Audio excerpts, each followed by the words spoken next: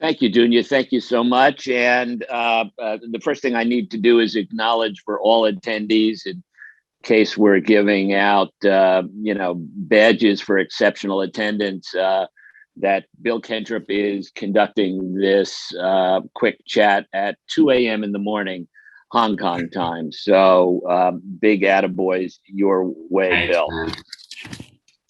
Man. It being April 22nd, otherwise known when outside this meeting as Earth Day, we thought we'd take one session at least to focus on an extraordinary company, Allinfra.com, who have put Ethereum to work on behalf of climate change. And this was a logical place for Bill Kentrup to end up, because I'd like him to introduce his background. Bill, this is pretty much the first job, a continuation of the first job Bill ever had. He went to school in this space, went to work in this space right out of school, and has moved along the value chain of carbon and carbon markets.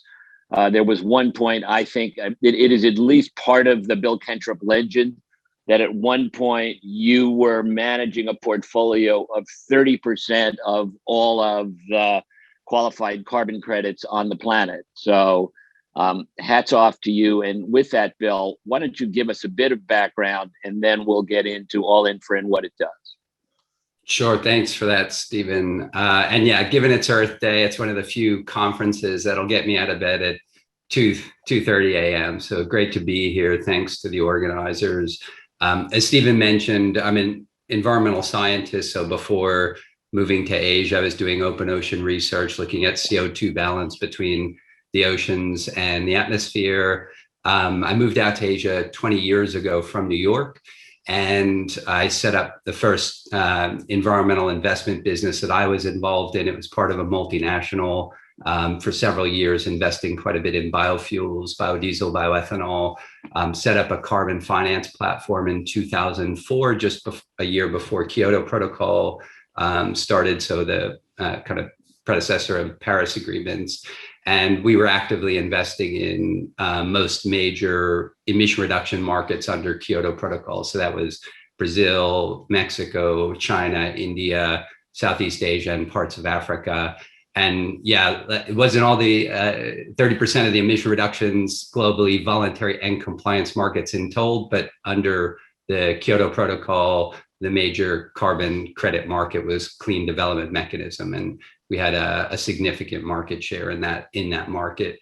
In 2007, I went to set up Macquarie Bank's environmental product business in Asia. So again, environmental finance, emission reduction finance, and renewable energy finance. I did that for 8 years. And then in the recent years, looking at tech solutions to create efficiency, certainty, optionality in the environmental finance markets.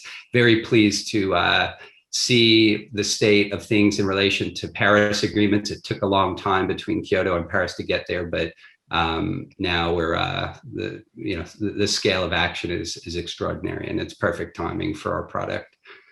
With that, Stephen, I guess I'll go to some slides unless you have anything you want to interject. No, I suppose just for a minute of background, what was the problem that you went to solve with blockchain, with Ethereum, that led to the creation of Allinfra? And then we'll go through a use case of how in Allinfra climate does just that. Yeah, sure. So there are a couple things. One, which I won't talk much on in this case study, but is really creating efficiency in the financing side. So creating digital securities in relation to large-scale unlisted infrastructure. But the piece that goes hand in hand with that is the product side. So environmental products are renewable certificates, carbon credits, and some other environmental certificates. One of the challenges, especially as climate finance accelerates, is that the process for gathering data related to emission reductions, getting those credits issued, and ultimately creating revenue for projects is a very long, time-consuming and costly process historically. And so it's for us, we'd be going through a verification of anywhere from 10 to 20 plus projects a year. It would cost us between 30 to maybe 80,000 US dollars per project per year, and take 3 to 6 months.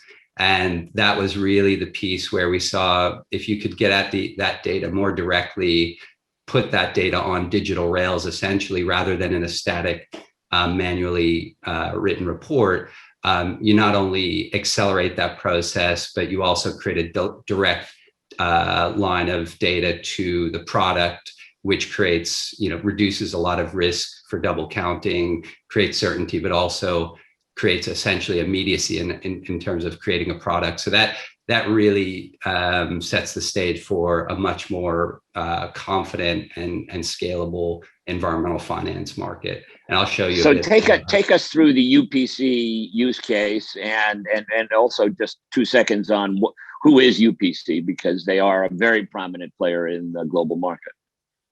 Sure. So UPC is a private renewable energy developer. They've built and sold numerous renewable energy platforms in North America, in Europe, in parts of Africa.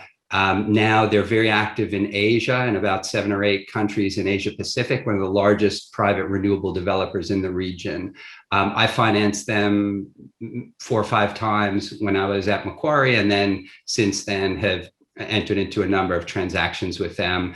And they're one of our clients as well. Very high quality renewable energy developer, wind and solar in the region. And what the case study here that I'll talk about is really recording wind energy production, which is essentially digitizing the monitoring, reporting, and verification of power production, which then relates to emission reductions for the asset. Very quickly, this asset is in South Sulawesi, geographically a little bit west of Bali, a little bit north of Java. And this project was the first utility scale wind project in Indonesia, and the largest in Southeast Asia at the time. It's about 80 megawatts, close to 80 megawatts. In maybe US terms, that's probably about 8 or 10,000 homes being powered. In Indonesia, it's many more.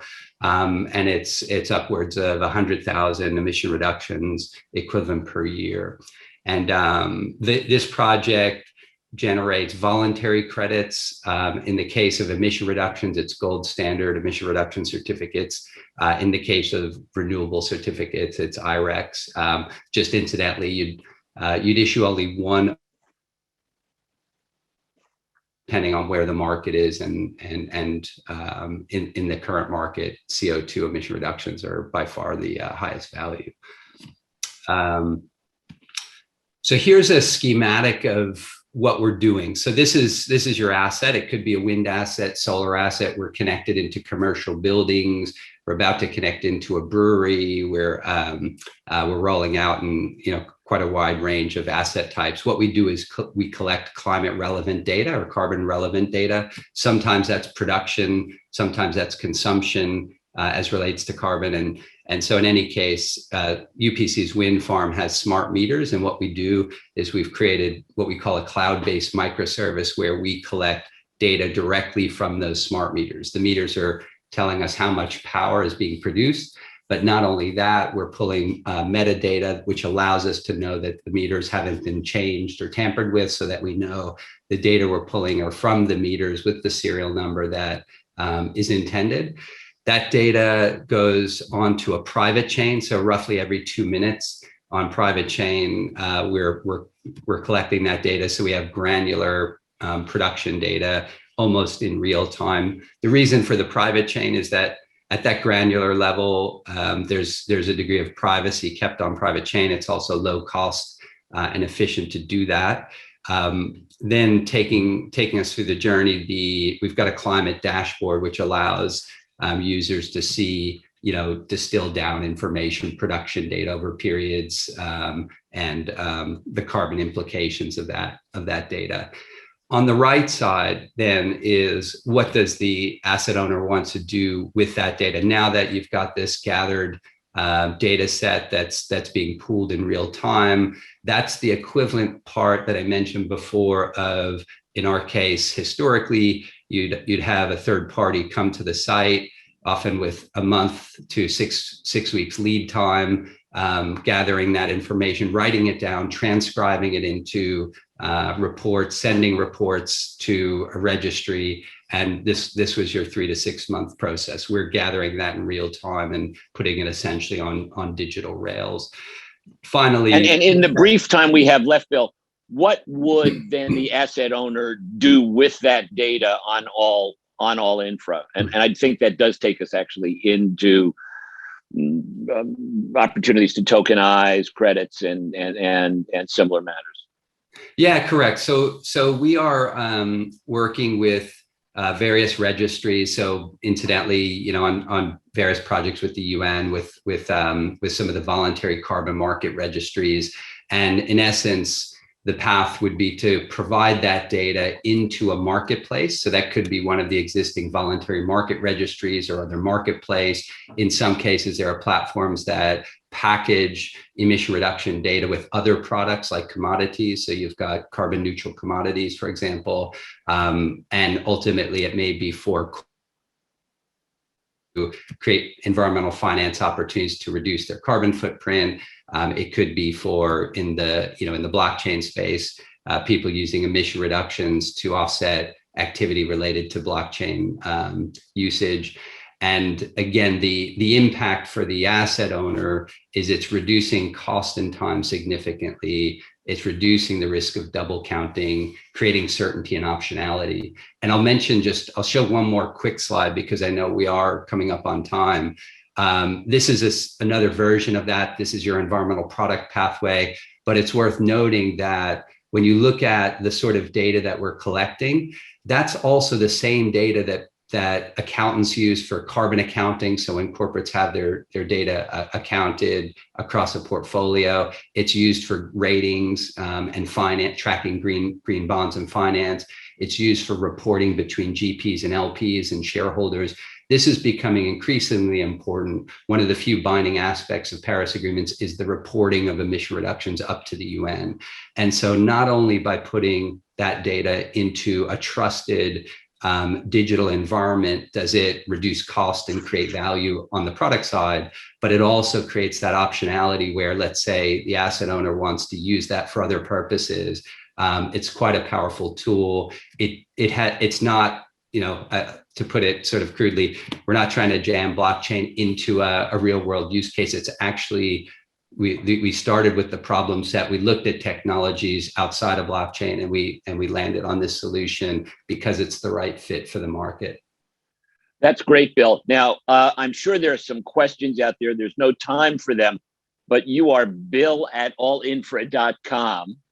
And perhaps people would refer any specific questions they have to you directly. Awesome. Thanks, Stephen.